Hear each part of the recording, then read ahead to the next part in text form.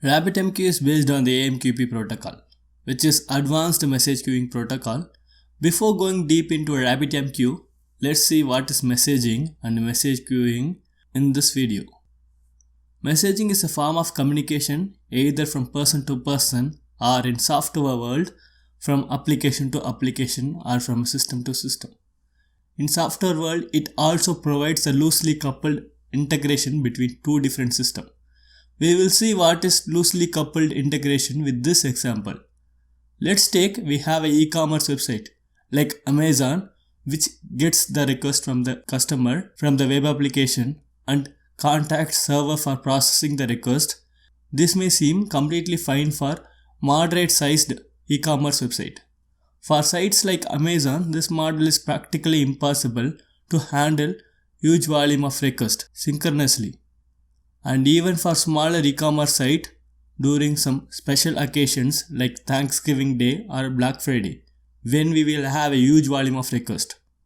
To mitigate this, we will introduce a message queuing in between the web application and the server, which takes the request.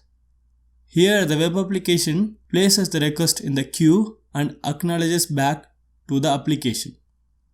Now server takes the message one after other from the queue in its own pace.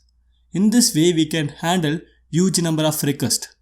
This is called as loosely coupled architecture because here the web application which creates the request is not directly coupled with the server.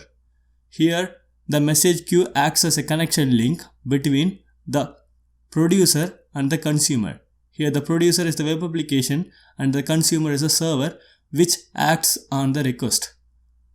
Let's think we have a simple login system which logs the login information in the database whenever user performs login operation. This is completely fine if the number of people logging in the application is moderate. Let's take a system like Google where the requests are in millions. Here we will introduce a message queue in between login application and the database. For now, just think RabbitMQ as a message queuing broker which takes care of storing the message in the queue and routing the message to the queue. Now if you introduce a message queuing broker in between the login application and the database, the processing takes place asynchronously and it can handle huge number of requests because we are making it as loosely coupled model where there is no direct link between the producer and the consumer. We will see what are some other advantages of loosely coupled architecture. Now let's take you want to save the login information to the cloud data store in addition to the local database. You can do it easily without affecting the existing flow. Here you also no need to stop the production. You can add this function seamlessly.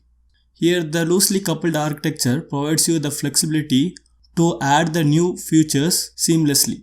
You also no need to worry about scaling this application because you can scale it to a wider audience whenever it is needed.